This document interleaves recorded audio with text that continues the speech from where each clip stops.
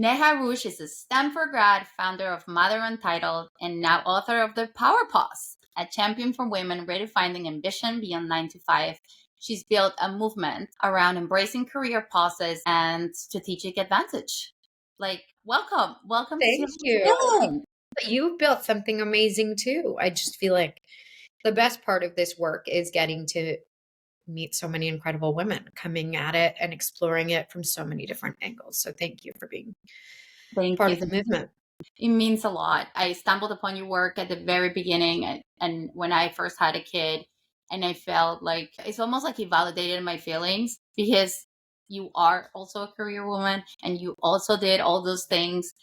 I felt like, the message that I was sent constantly was that I was going to fail if that's what I wanted to do. And I didn't completely pause. Obviously, it's been like Mm. some sort of a malleable living entity in my family, but just being able to like read that there were other women that were accomplished, that were doing cool things, and that also got a lot of worth out of being a mother. It was just so inspiring and it felt so great. So thank you so much for the space you created.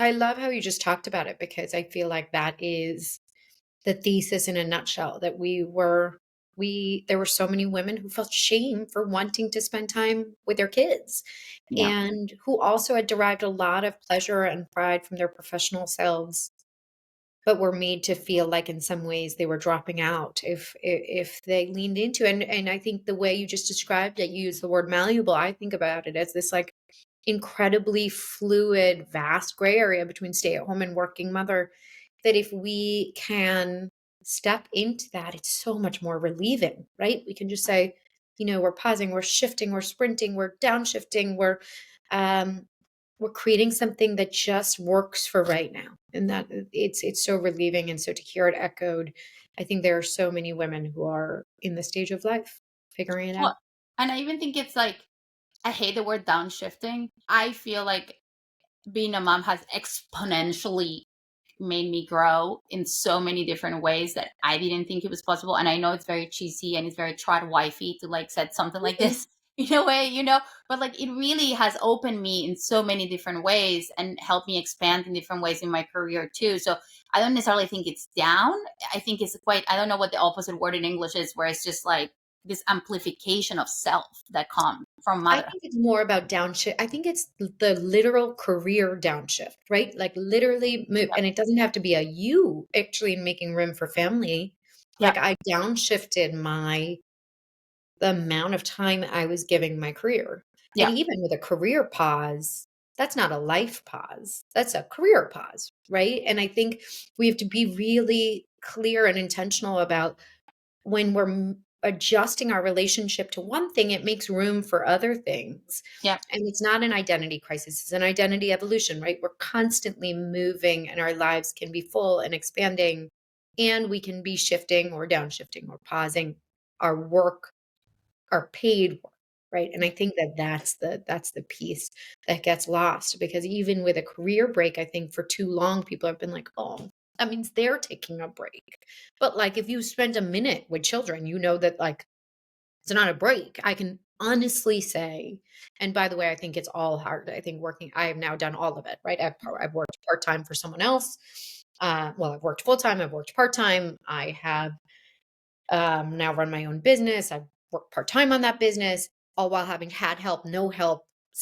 It is all hard in different ways, but the sort of immensely emotional, intellectual, always on minute to minute caregiving is next level. And I mean, and I say that now running a business and being on a book tour, I can still say that it's hard now more in a sort of time management, reconciling how I'm spending my time at any given time. Um, but I think comparing them is trite, but I think this idea, the distinction of knowing that no one thing is a break, no one thing it means you're not growing or contributing or working. And that is the real work of this movement, is reminding us that even if we part with our professional selves for a minute, we're still connected to that. And I think that that's the thing. As a society, we tend to always keep thinking in absolutes. of Yes. who am I? I'm this one thing. And this one stage was the fashion girl, like, right? I'm a now a mom. I'm a lot of things at the same time, and I think I keep repeating this, but it's true. If there's one thing I learned about motherhood, is a lot of things are true at the same time. Yes. How was it at the beginning though? People are judgy. I am judgy. Like, so, like, I would have judged people in the past if someone that was as, successful as you, and she was one of my friends, and she told me, I'm just going to stay at home mom. I was like, what are you doing? Like, why are you giving it all up? Like, how was that for you? That was exactly what I heard, right? And you can imagine I had clocked in a decade in brand marketing. I was very senior, I had what on paper was my dream job, like so many of us. We'd been sort of told that there was one version of ambition, one version of feminism, one version of the modern woman. And then I, like you, had my first child. And I was rocking with him and thinking, oh, I really like this. Like, I actually, and this is an interesting distinction.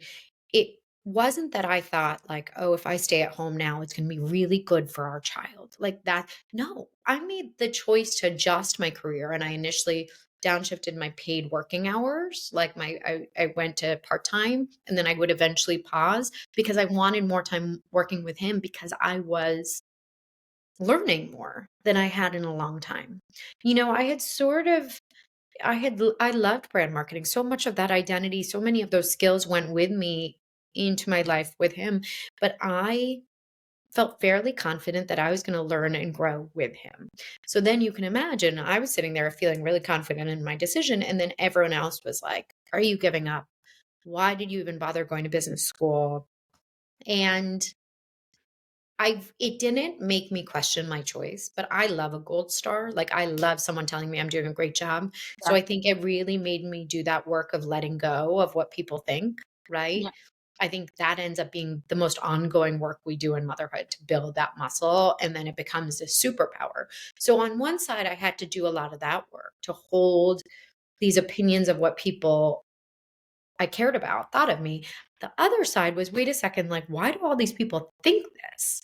And that was what started this movement, right? Because I was looking around thinking, I'm meeting so many women like you and I, right?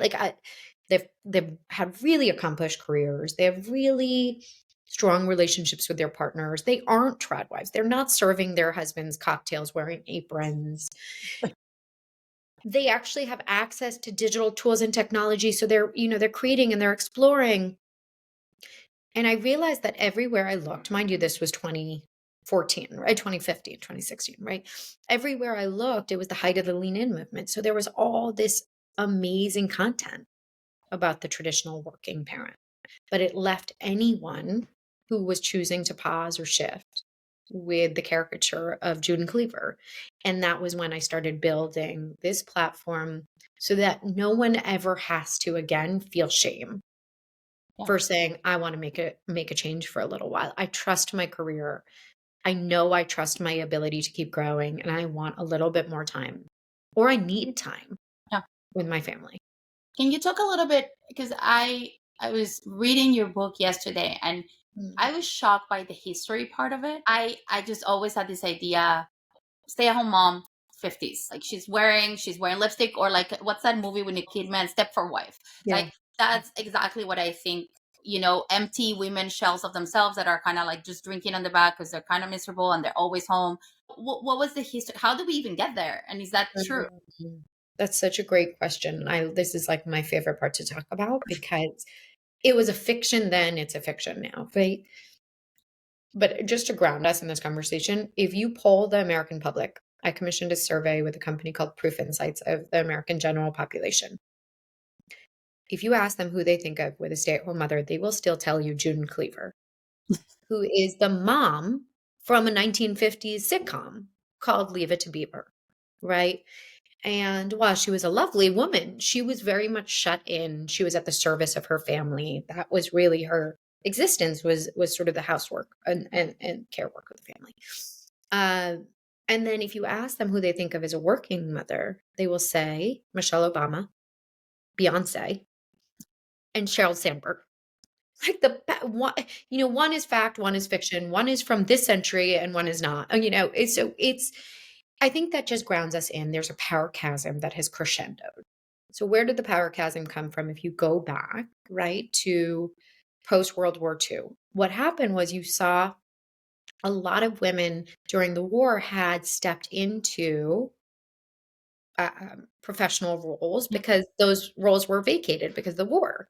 Then they were like, wait a second, we kind of liked making money. That was great. So that began second wave feminism of us saying, wait a second, we want to keep working. And that was such a powerful movement, right? I don't think we can ever dispute that we needed second wave feminists. But what happened during that, so say second wave feminism peaked in the 1970s, the exact same time was the advent of television, you know, and so Leave It to Beaver, I Love Lucy, Bewitched, right, was starting to perpetuate these images of what the quote unquote at home parent looked like, right? And at the exact same time, we saw print advertising step in to show us how easy life could be with things like a washing machine or a dishwasher. So you started to see the image of the woman with the apron on the cordless phone, like not Yep. cordless, it was corded. And so those images became the prototype of what an at home parent was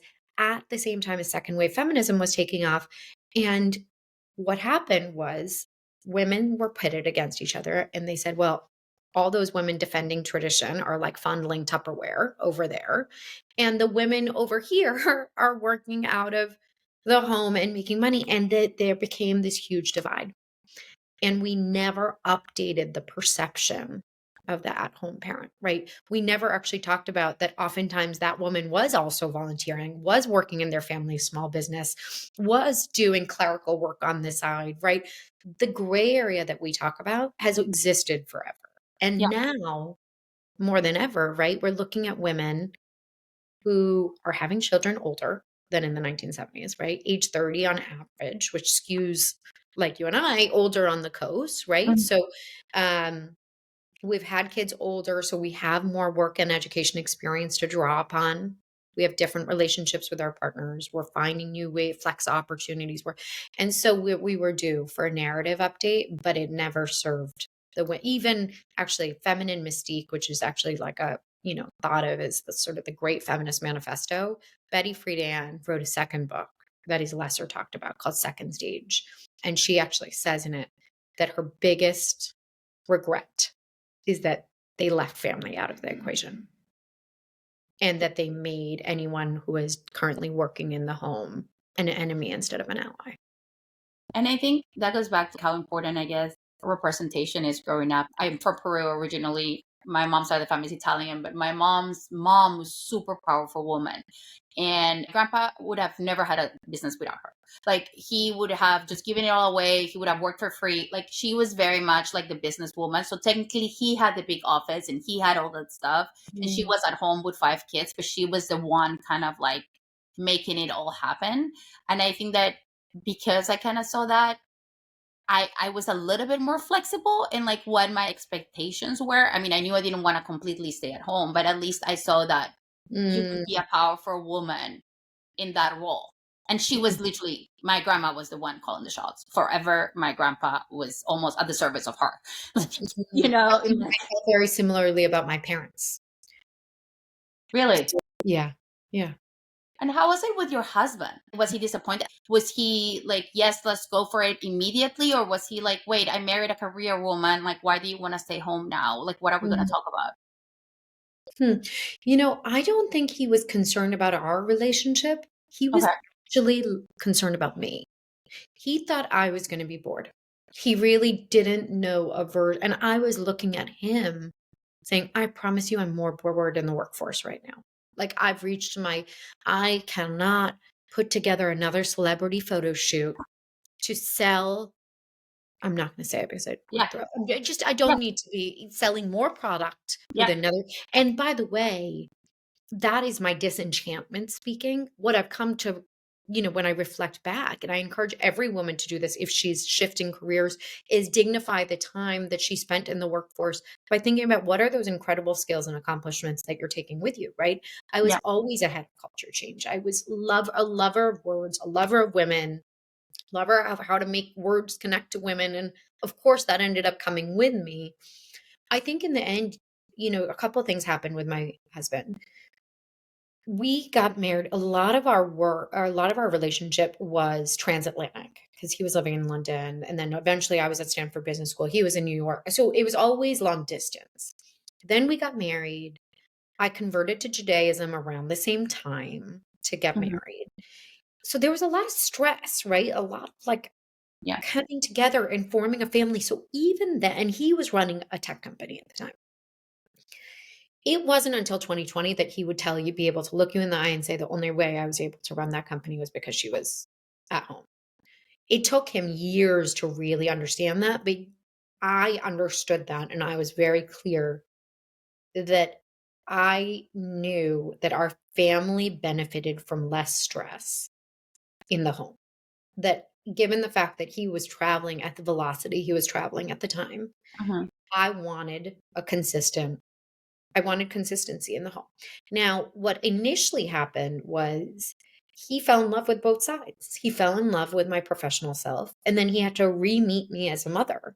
And Mhm. by the way, I think re-meeting as parents, whether you choose to stay working or pause or stay in the middle, is hard anyways, right? Because he Yeah. was like, "What happened to the spontaneous woman who goes to Sevilla on like a dime?" Right? Like, who's this woman who keeps telling me that the kid has to go to bed at that wake window, right? And so, like, there's re-meeting that's happening there. At the same time, I said I wanted to make room for this. And initially, from a financial perspective, I give my husband a lot of credit because the one piece of this that we always did was we treated our partnership as an organization. So we every year did a budget and financial planning based on values and where we wanted to basically it was household income in, household income out. And so in that way, we sort of were able to step back and say these are the adjustments we're making together. How is this it forced that conversation of are we both bought into this decision? And so I initially went part-time because in part it helped. It let us sort of test what it would look like to reduce my salary for a Mhm. period. I think it proved to him that I wasn't gonna, like, lose myself completely in my days at home, Yeah. and then I eventually paused. But I do think it was a learning curve. I do think re-meeting as parents, no matter what, is challenging, and I think in time, you have to trust yourself and then eventually the people around you.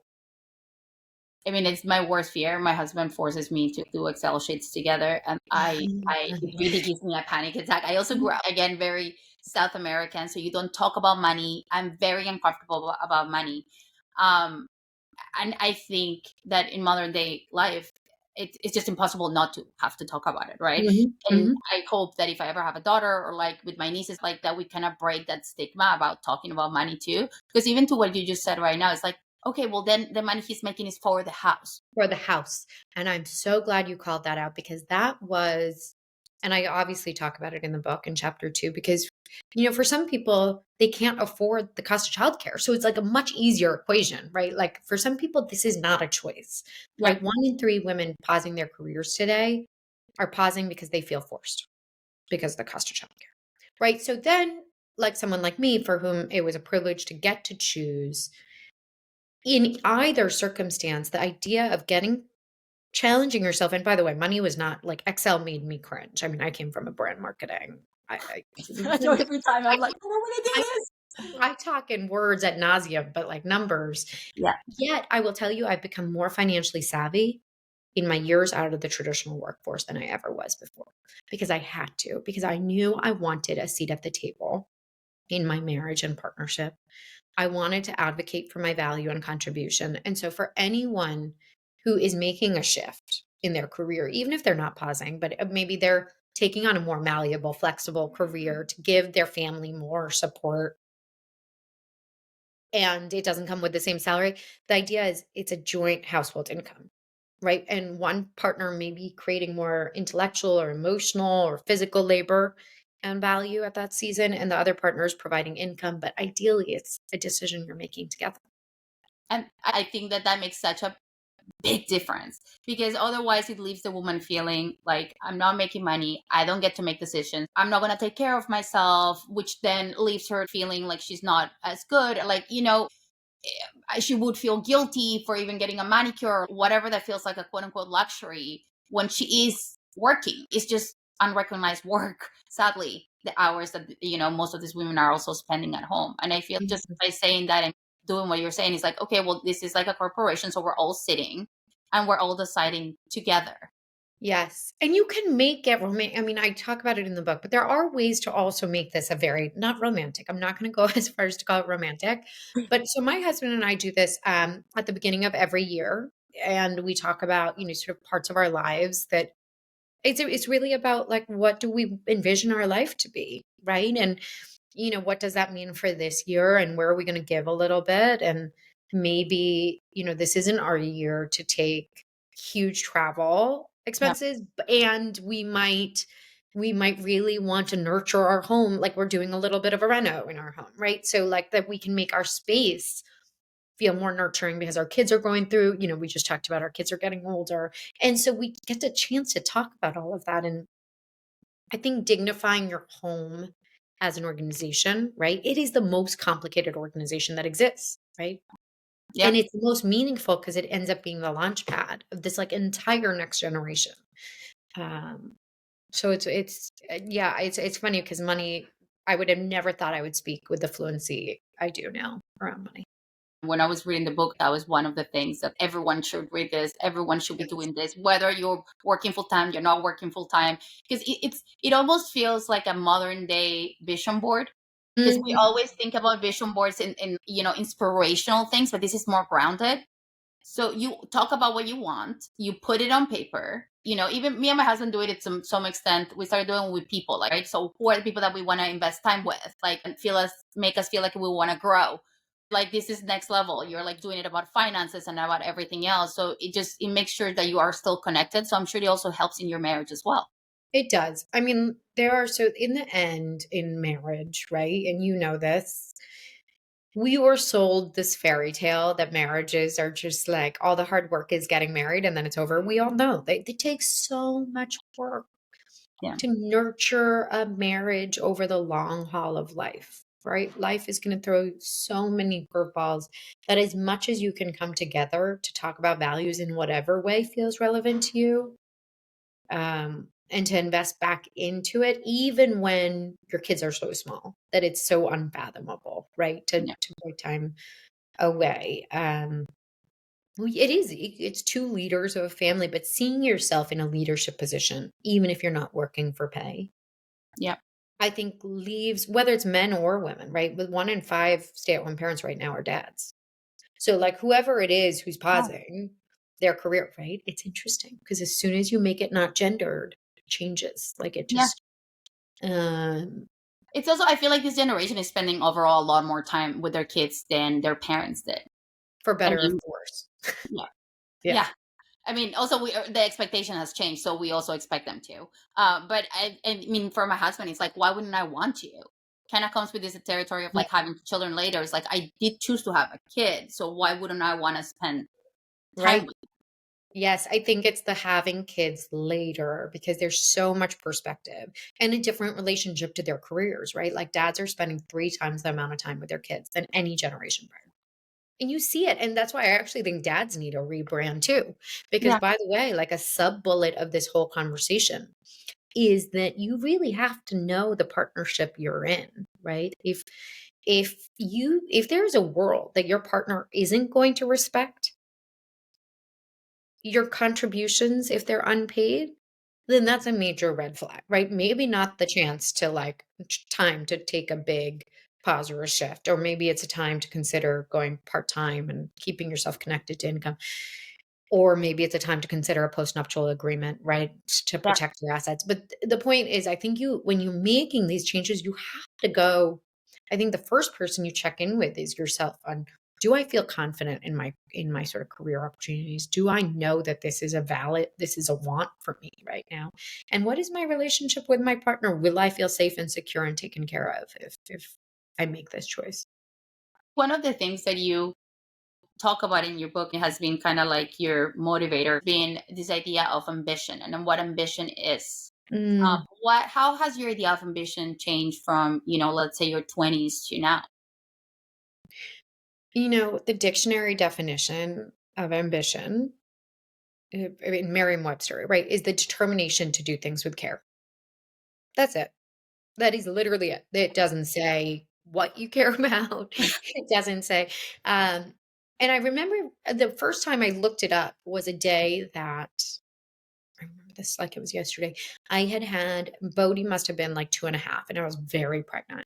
And I was nurturing this blog in the fringe hours of family life. This blog, by the way, that turned into this movement and Mother Hmm. Untitled. I was and I was like, do I he had just gone to bed. It was around 7:15, and I was like, do I work on this blog, or do I invest back into my marriage, which at the moment we were going through, my husband was running a tech and we needed that time. Yep. And I remember feeling so conflicted about it. Like, do I and I remember saying, I choose to sit on this couch and have like connected time with my husband. And that isn't the less ambitious choice because this is something I care about. I care deeply about my family life. And it is one part of my ambition. And at this moment, in this season, ambition is preparing our home to bring in a second child, reevaluating the rhythms that work for myself with work at the time, strengthening my marriage, investing in figuring out like a new care infrastructure around us. And in that way, ambition is so much more about similar to finances, evaluating what is a value right now, shifting your time and energy to do things you care about with determination, and reevaluating it over and over again because you trust. There's a level of trust that I think we have been scared to tap into in this culture, right? There's been so much fear about if you take your foot off the gas, you might lose your place, right? Like if you help that other woman, there's only place for one, right? There's so much fear. And so much of this work is dismantling the old tropes and saying, look around, we are living in a new time. And that can be messy and exciting. There's a lot of conversation around how bad social media is for motherhood. I think that there's so much goodness that is also coming from social media too, because it does allow you to have a blog that becomes a business, or have a Substack in my case that become a business too. And I do consulting. It really does give you a platform where you can be from home in between feedings and still like feel like you're doing something for yourself. Yes. And even if it's not, I have like you and I had entrepreneurial ideas and creative pursuits we wanted to bring to life in a Hmm. digital medium. For some people, it's I just want to explore what my next interest is, right? And you're scanning Instagram and saying, and you've sort of been on one track, say you were a lawyer for 10 years, right? And now you have this time and you think, when am I going to ever have time to figure out what comes next when I have these two little kids?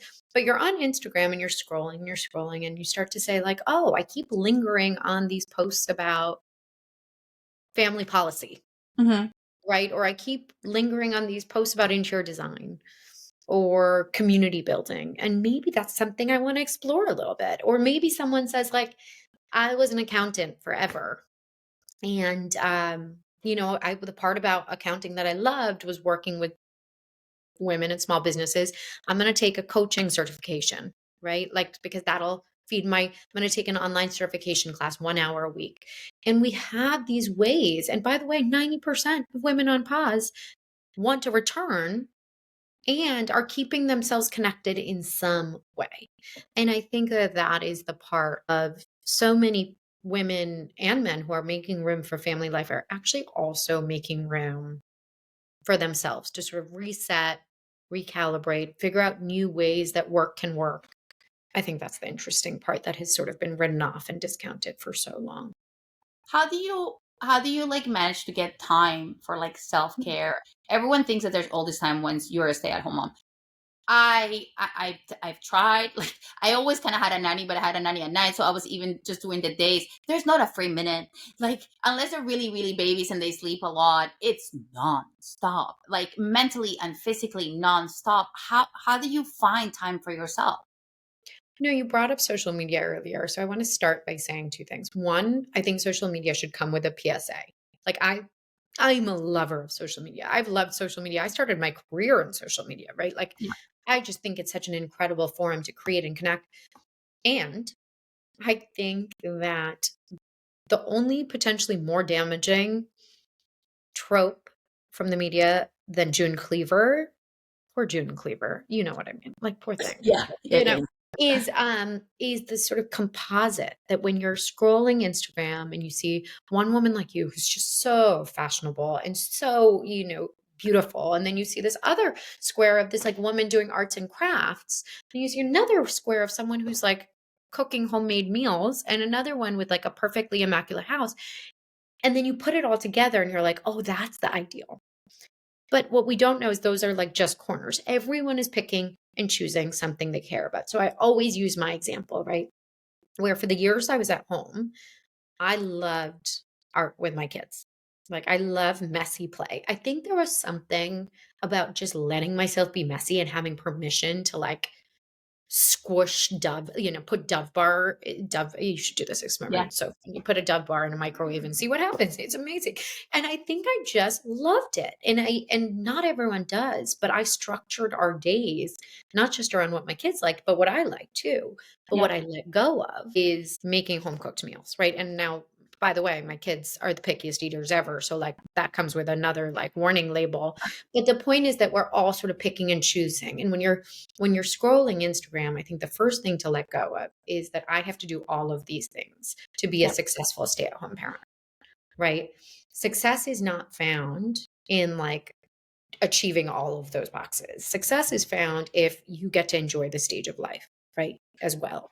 And so for me, that started with setting your own goals for this stage of life so that your goal isn't like raise the most adventurous eaters or like have the most beautiful home or like the cleanest home, but your success is, I want to nurture this writing interest that I've always had, and right now the way that I can do that is 3 blog posts a week. And from a uh, mental health perspective, I want to work on my reactivity, right? And so I'm going to listen to one podcast a week about anger and women, or read one book a month, and you sort of set these little ways in which you can move yourself forward.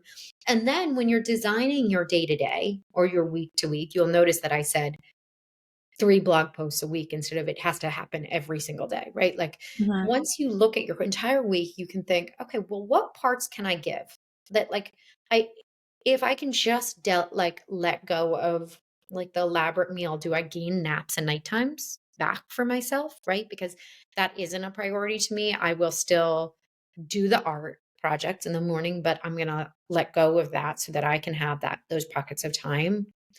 And then there's this other piece around leaning on help. And it doesn't always have to be paid help like a nanny or a babysitter, right? Like, could you ask your partner if they're the ones working out of the home, they get to wake up, they want that time with the kids. What if they wake up every morning with the kids or every other morning and they give you that hour and a half? That's what I did, Mhm. right? I had an hour and a half every single morning, and that was delightful, right? And that worked for a really long time. And then we brought in a babysitter 2 days a week, right? And so there was at different seasons we've reevaluated what we could do.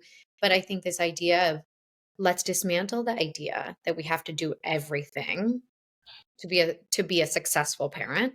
Then let's pick and choose what we're willing to let go of, then give ourselves room to just do little things to move ourselves forward. And then going back to our idea of it being a joint household income, if and when we need support, and that can come in a lot of forms, this is a joint household organization. Both parents are contributing and deserve to be whole and healthy. What then do we need to be able to do that, right? Like how do we come up with solutions either between ourselves as the two parents, extended family, or look at investing in a babysitter or a meal service or a laundry service, and that comes out of the joint household income. It's not just for the mom. It's very interesting. We always grew up not only with family but with like help. And when I became a mom, I started talking to a lot of my American moms, and it was just such a present thing that there was this need of suffering to Yes. prove goodness. I don't know where it comes from, but it's this, I'm suffering, so I'm a great mom because I'm suffering. I'm like, this sounds awful. I like you're gonna end up like sick. Going back to what you were saying is this idea of you can't have everything you want. You really can. Just not at the same time, right? The time that you're writing, you're not gonna be with your kids. The time that you're gonna be with your kids is just gonna be that, and just being okay with that. There's so much of that goes into. I mean, I think a lot of the reason why people love black and white things is because it removes all thinking. And then when you're in the sort of in between of making sense of it all, it takes a lot of intention. It takes a lot of, this is how I'm going to use the time and resources available to me. This is how I might want to do that next year or in 6 months, right?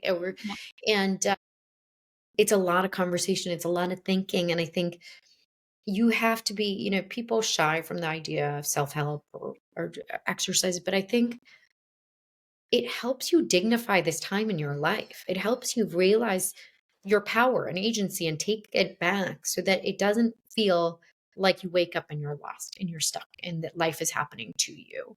And I think struggling through motherhood sadly has become this to like earn our stripes as parents. And I think motherhood has gotten terrible PR for that reason, right? And so it's all circular because so few have talked about this can be an incredibly enriching time. These little people are so magical and they're annoying sometimes, but like they're also magical. And like this is actually a really fulfilling, interesting time in your life. And it comes with choices, but we are actively, I always think about vacations, right? Like vacations with kids are Yeah. very different. Yeah. They're different. But when you go into it knowing, like I will sometimes on the plane remind myself of that. Like this is what it's going to be like. And one day in 5 years, I'm going to look back and wish that I had, and so for this year, I'm going to accept the fact that we're not having a leisurely brunch. I'm on the playground, like sitting in the sandbox instead, like Yeah. digging the hole to the ocean.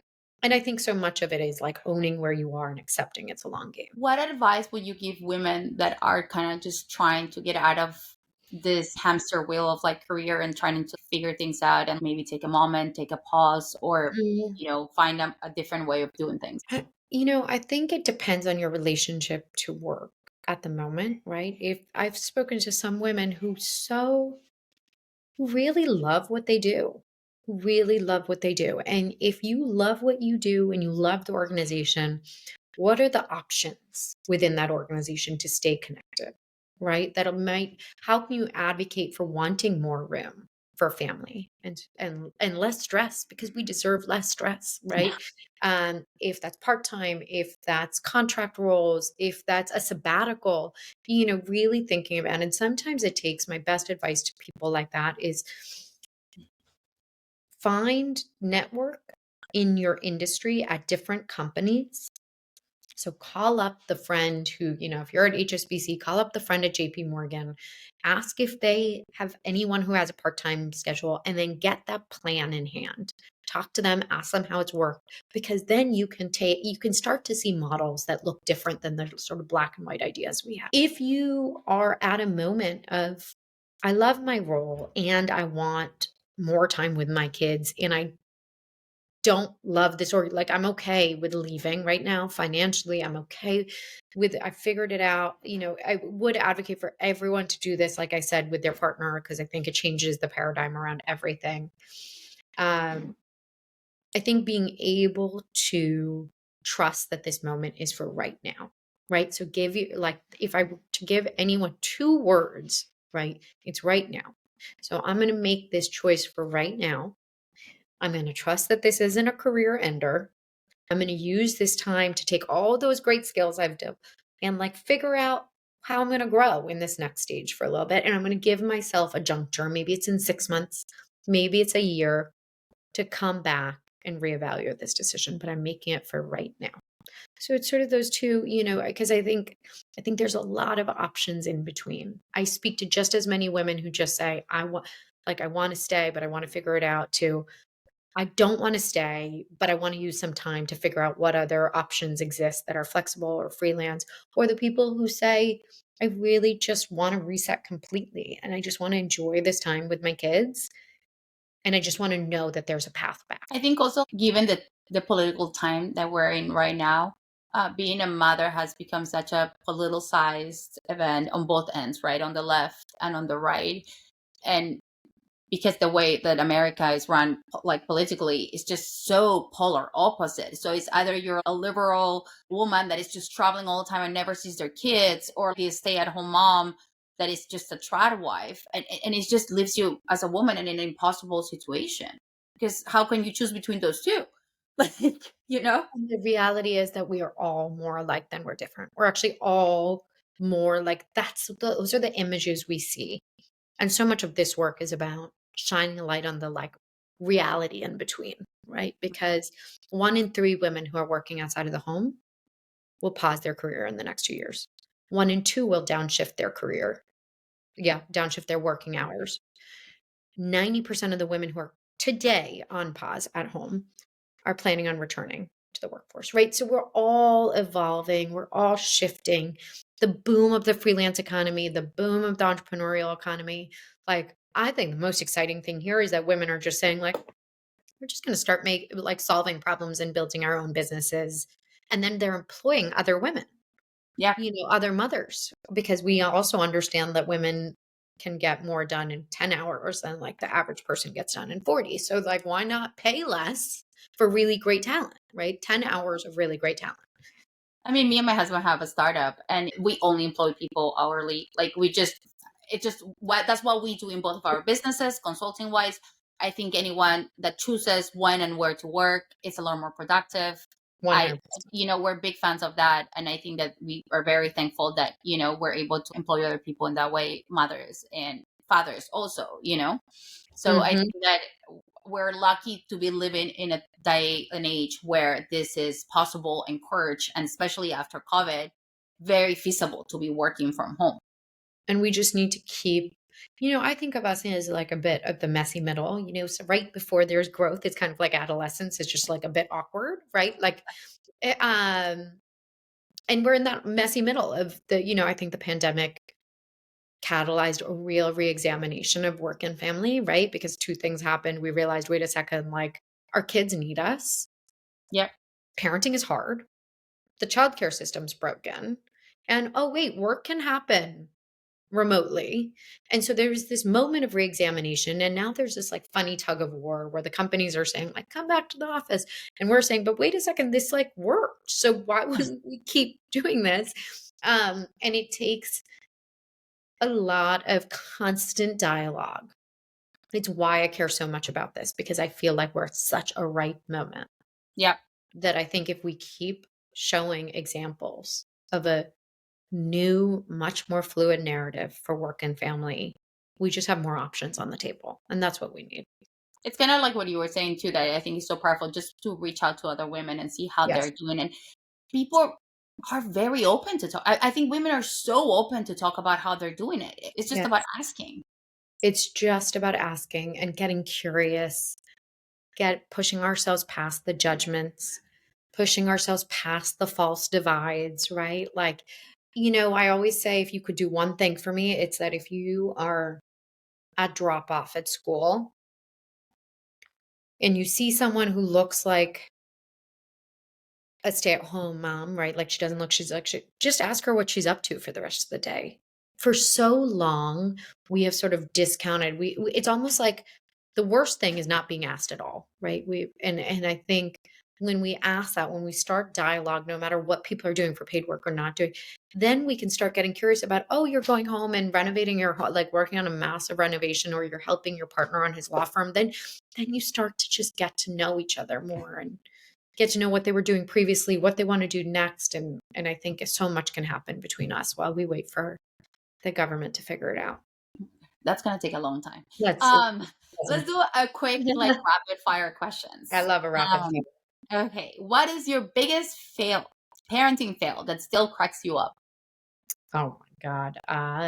Oh geez, I have so many. It doesn't crack me up, but I was the parent who let my kid not get picked up from school once, right? Like, and I always tell people that because I'm like, I pride myself in being a present parent, and I still let a 5-year-old sit on the I mean, I don't it doesn't crack me up, but it's important for everyone to know. So I'm gonna What is the one thing you swore you never do as a mom, but now it's kind of like your signature move?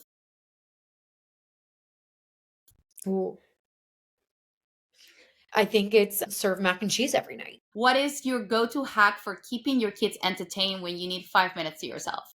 Mm, I will usually put aqua beads, perler beads, any bead on the table. If you magically remove one thing from the mental load of moms everywhere, what would that be? I think it's the work you can't outsource, the like worrying in the middle of the night of like if your kid's gonna be okay. It's so bad. That is so hard. The anxiety, like when you wake up Right. and you Because everything else, like, I mean, emails from the school stink, but like I can whatever, we can all figure it out. Like I so many just emails. Oh, no almost one told me how many emails. so So many emails. They love email. But but it's that part that like, you stay up and you worry like, am I worrying about this too much? Should I like let them go and just be their own person? Or should I, sign up for all the occupational therapy, the therapies, so many therapies, and that tug of war to me. if someone listening wants to redefine ambition while staying at home with their kids, what are the three small actionable steps that they can take right now to make that happen? Mm, I would write your ideal day in 5 years in great detail, who you're spending time with, what you're spending time on, how you feel in your body, how you feel in your family. And the reason why is it'll start to s- reveal a goal state, right? And that reveals goals, and that reveals little ways you can move yourself forward now, right? In three categories: personal, professional, and family, right? And put those down, write those down. It can be a tiny goal, and let yourself check back on it every month, 6 months. Give yourself that feeling of moving forward because you are. I would open a Google Doc file or an iPhone notes file and just start documenting all the ways, all the little wins, the things that light you up. You know, helping your husband with a business idea or volunteering for your kids' school benefit and making a new friend in the, getting past the small Yeah. talk and whatever it is, write it down because one day you look back and all those dots start to connect, right? They start to tell you what you care about, um, and what makes you tick. And then the last thing I would do is really actively think about and write, what are you choosing to focus on for right now? What are you choosing to let go of for right now? And that you trust the long game. So powerful. I feel like I need to like go and do all Oh, of do those. that? Okay, great. Like, I need to do all three. I mean, I need to go back and do number one again. I used to do that every year and I haven't this year. I am honestly so honored that you took the time. Thank you. Thank you so Thank much. you.